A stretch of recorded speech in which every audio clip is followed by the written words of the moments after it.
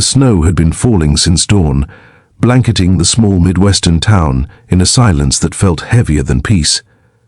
It felt like surrender. On a street corner beside a little bakery, a young mother sat with her daughter wrapped in a faded pink coat, her tiny hands clutching a torn stuffed bunny. Her mother's eyes were red, not from the cold, but from exhaustion and the kind of heartbreak that never makes a sound. If you believe in kindness, in second chances, and in the idea that sometimes angels walk among us disguised as strangers, then please take a moment to like, comment, share, and subscribe. This story may just remind you why hope is never truly lost. It had been 2 weeks since Sarah lost her job at the diner, a week since she'd been evicted, and 3 days since she'd eaten more than the crust of a sandwich she'd pretended she didn't want so that her daughter Lily could have the rest. Life had unraveled faster than she ever thought possible. She had been a proud woman, the kind who believed in hard work and self-reliance, but pride meant little when hunger gnawed and her little girl's boots had holes in them. She had tried every shelter in town. Most were full. The few that weren't were in neighborhoods she didn't dare sleep in, so she sat outside the bakery, drawn by the smell of warm bread and the fleeting comfort it gave. She told Lily they were resting, though in truth, she didn't know where they'd go next. The wind bit through her threadbare coat, and her lips trembled as she pressed her daughter close, whispering stories of better days that felt like distant dreams. Then, through the blur of her tears and the haze of the cold, she noticed a man. He was dressed in a dark navy coat, gloves tucked neatly in his hands, polished shoes crunching against the icy pavement.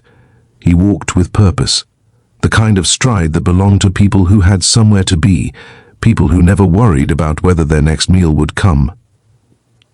Sarah dropped her gaze. She didn't want pity, not again. But instead of passing by, the man stopped. He stood a few feet away, watching for a moment.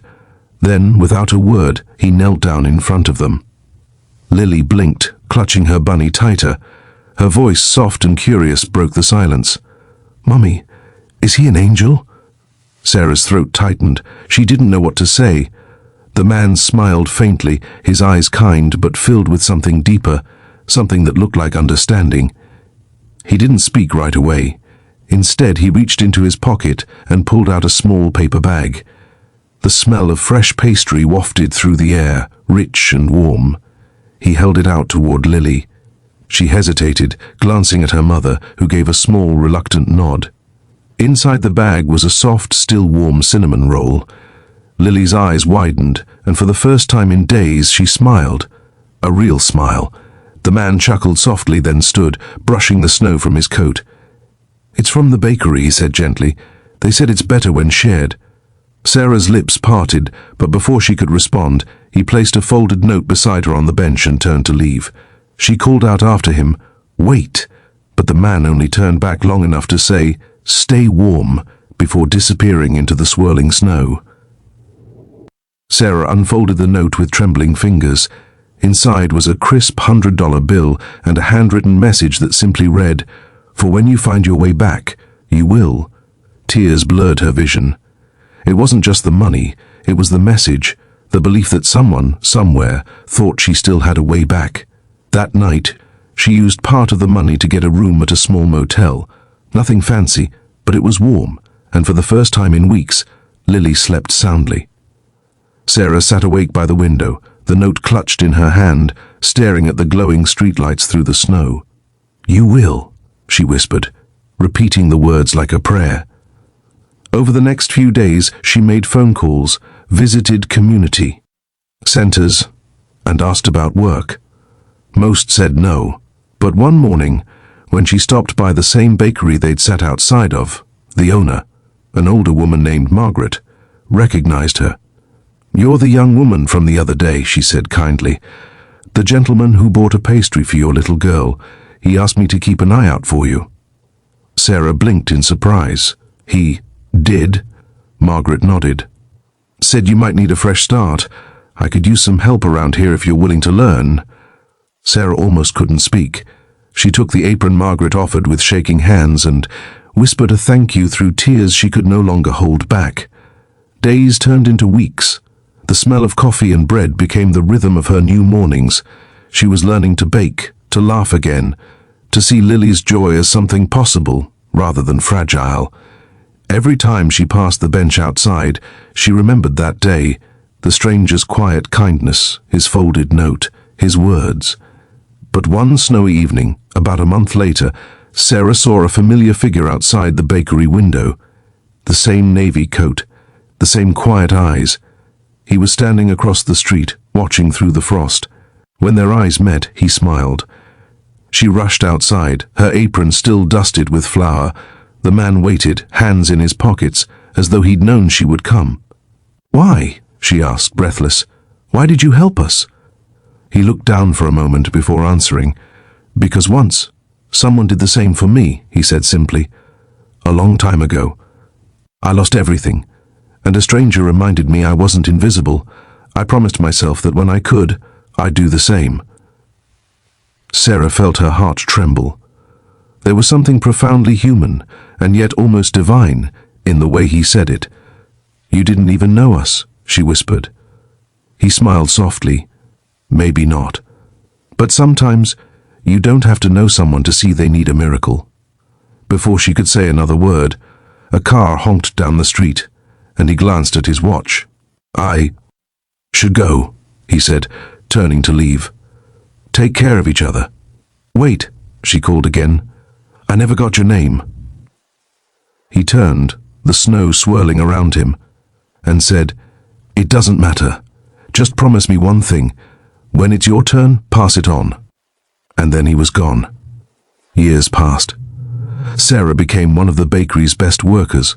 Eventually, Margaret retired and handed her the keys. The sign out front still read Maple Street Bakery, but locals now called it Lily's Place. Every morning, the smell of cinnamon rolls filled the street, just like the one that started it all.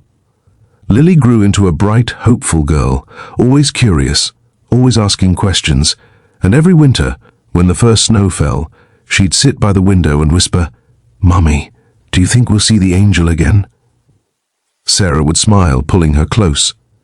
"Maybe," she'd say softly, "but even if we don't, he's still with us, in the kindness we give, in the lives we touch." One bitter January morning, long after the world had moved on from that long-ago encounter, a young man in a worn army jacket stepped into the bakery. He looked cold, lost. The same look Sarah had once carried. She noticed how he hesitated before speaking, his voice low. "Ma'am, I'm sorry, but I don't have money. I just need somewhere warm for a few minutes." Without a second thought, Sarah smiled. "Sit," she said, "and have something to eat." She wrapped a cinnamon roll in parchment paper and handed it to him. When he tried to refuse, she simply placed it in his hands and said, "Someone once did this for me. Now it's my turn." The young man's eyes glistened, and for a moment, the entire world seemed to pause, as if the same invisible thread of kindness that had saved her years ago was now weaving its way through him. As he ate, Sarah turned toward the window. Outside, snowflakes danced in the wind, and in the reflection of the glass, just for a fleeting instant, she thought she saw a man in a navy coat standing by the bench. Smiling, she blinked, and he was gone. But somehow she knew he'd never really left. Because angels don't always have wings. Sometimes they have warm hands, kind eyes, and hearts that remind us what hope feels like when the world has gone cold. If this story touched your heart, if you believe that kindness, no matter how small, can change a life, please take a moment to like, share, and subscribe.